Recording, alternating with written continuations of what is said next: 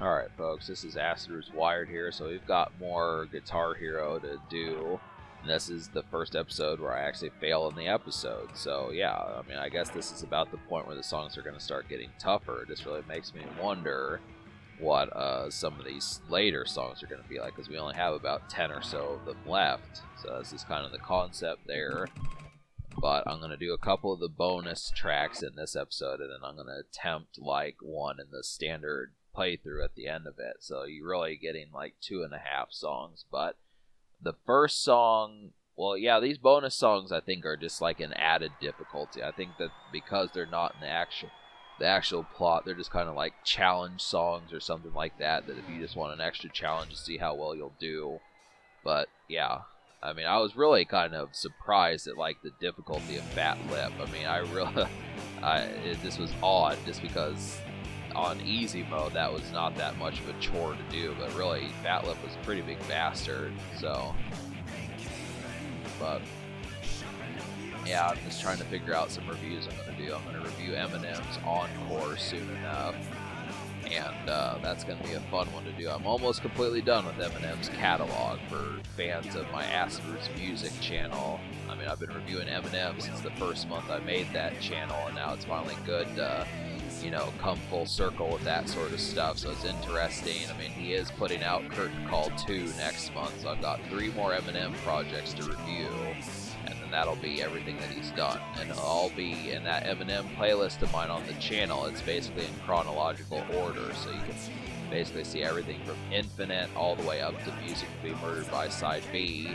and eventually Curtain Call 2. Now, when Curtain Call 2 comes out, I'm not going to review that. I mean, obviously, if you're seeing this in, like, November, then the review will probably be up by then, but, like, I'm not going to review it in August, right, as it initially comes out, or, I mean, at least not the opening week. Like, I bet the Needle Drop and folks like that will probably review it immediately, but, it's not going to make a difference either way if I do it, so it's just kind of...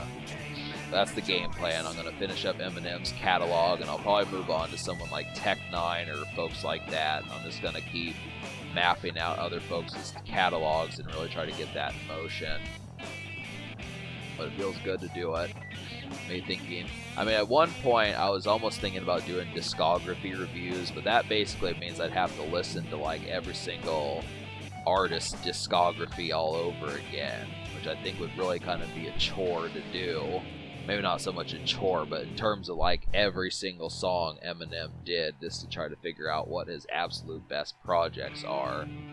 Like I could say right now, I feel like the Marshall Mathers LP, Eminem Show, Relapse, and possibly like Devil's Night or some Eminem's best, but I kind of feel like that's just like the relative concept is trying, I mean, I don't feel like making like a hodgepodge like top 15 or top 30 of his best, but I would like to kind of do something. I might do that down the road, but I'm not going to commit to it, but it just feels good to actually be able to talk about an artist's full discography. There's a lot of musicians on that channel. I'm going to wind up doing that. As far, I mean, by that I mean complete their discographies, more so than do a discography video. So, but yeah. So, it's been a pretty cruising kind of night. This kind of, I've noticed that a lot of folks are just playing just inactive around this time. It's just like, I don't know, I mean, I've made so many of my videos just solely intended, and I was kind of thinking about this the other night, just solely intended for like a Swisher Sweet. You know, you roll up like a grape or peach Swisher Sweet at like 2 o'clock in the morning, and people aren't doing that. That's the whole concept. You're supposed to be smoking to this type of stuff if it's legal where you are. And I mean, I just refuse to buy into the fact that every single person, for the most part, has like a 9 to 5 or has to be awake at 10 o'clock in the morning. I'm just like, well, damn, where are all my night owls at, you know? Where are the people who are awake at like 1 o'clock in the morning? It's this kind of, it kind of is irking in a lot of ways to sit there and think that there's not people who are just night owls and are awake in the after hours. You know, it's a good time to be awake. I don't have any problem with the after hours. This would definitely have to kind of say and stuff. It's great being awake at 1 o'clock in the morning and 3 o'clock in the morning and making pizzas and listening to music and that type stuff. It's just interesting to be able to do it, especially if you've got like extra vibes like other people and good moments to kind of cruise along with. It's just like hell. I mean, that's when bars are open, that's when strip clubs are open, that's when dance clubs and raves are open, that's all sorts of stuff. Gas stations, you go in, get some donuts and some fucking breakfast burritos and that type stuff, all sorts of good stuff just to munch. And that's when food tastes the best, is at like 3 o'clock in the morning almost.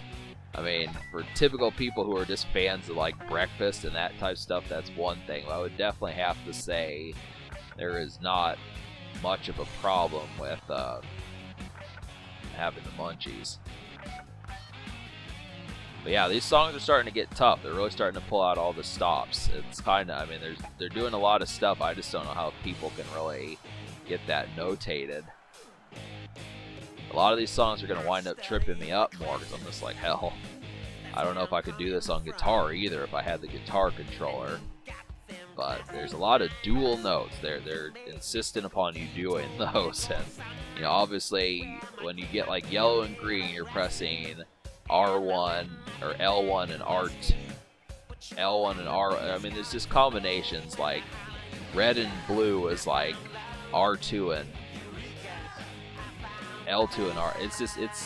Yeah, they do stuff that the configurations for some of these are just relatively awkward.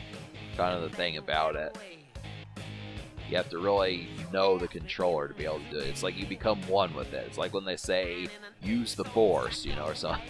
Like some Star Wars meme or something, you know. Trust your instincts, you know. That's what you have to do with this damn game.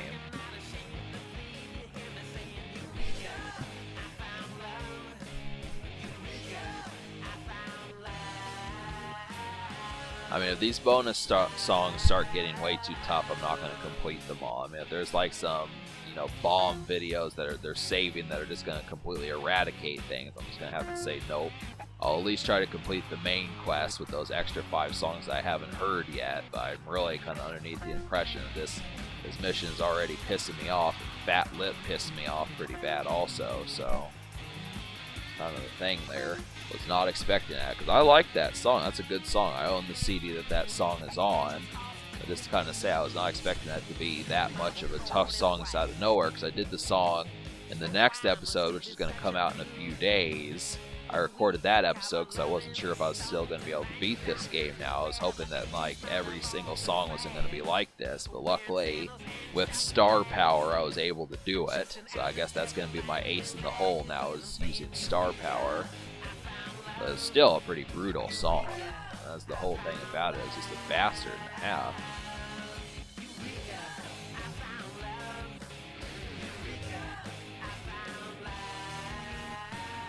I'm not too big a fan of this song right here. It sounds like a classic, you know, standard rock staple from like the 80s or something, but wasn't really gelling with me that much. 88%, so. Now we will move on to the story mode, and you will see the toughness that is Fat Lip. After saving, of course. But I'm like, nope. I don't care that I got 3 stars. I mean, really, I've done better, so it's just kind of... I mean, and I mean by that, I've done well in some of those. I think it should be more like 4 stars, but we'll see. So, Sum 41, I reviewed them recently. I like their stuff. They got some good music. They're good punk and ska type band.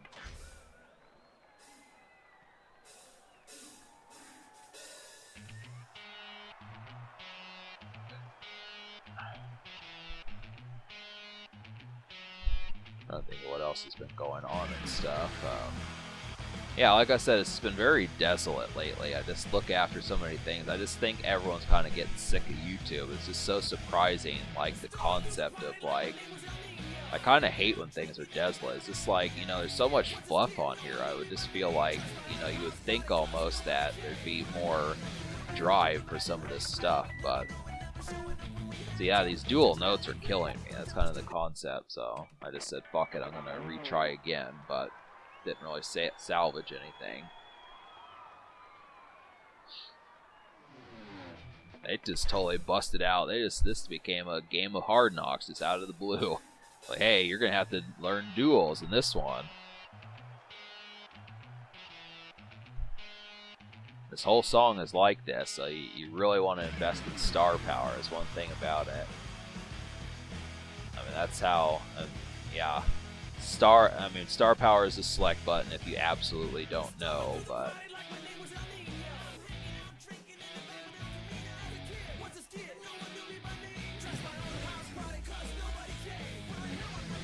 I'm surprised that the Killers aren't in this game. I mean, I was watching a YouTube video that talked about like the most streamed albums on Spotify between like 1962 or so and 2020, and like the one of 2004 was the Killers album. I forget what it's called, but they're the ones that did Mr. Brightside, and I'm really surprised that one of those songs didn't make it into the game. They're kind of more pop rock, but I'll go ahead and list a few more of the most streamed songs on Spotify so you know. So 2002 was the Eminem Show, which that is a very stellar album. 1999 was Dr. Dre's 2001. 2003 was Linkin Park's Meteora. 2020 was Dua Lipa's album. So there's just sort of a number of ones there. Like Ed Sheeran got on there a couple of times also. I mean, he had the one of 2014 and 2017. Eminem only had the most streamed album of the year like once, and it was just for the Eminem Show. In 2000, it wasn't the Marshall Mathers LP, it was actually Hybrid Theory by Linkin Park, which is a pretty outstanding album. The Linkin Park actually got 2. And then 2009, Kid Cudi got an album. I wasn't expecting that one. I mean, that's kind of just out of the blue. I mean, that was really Kid Cudi's only entry. It's just strange. I had no clue that 2009 album that Kid Cudi did back in those days was that popular to be the #1 album that year. And but when I look at it, I mean, really, you know, some of the big weights back in those days didn't put out albums, so there wasn't really like 50 Cent kind of flopped. Well, somewhat flopped with his album, and Eminem was kind of had like a lukewarm reception for Relapse, so it was just kind of, I guess Kid Cudi was one of the commanding forces. But yeah, there were tons of those. I mean, really.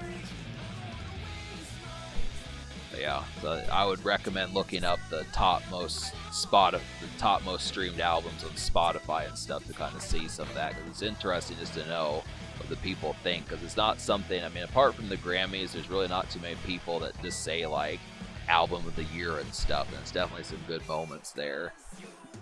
Like 2010 was Bruno Mars, so that's kind of the concept there. It's just like, hell, you know,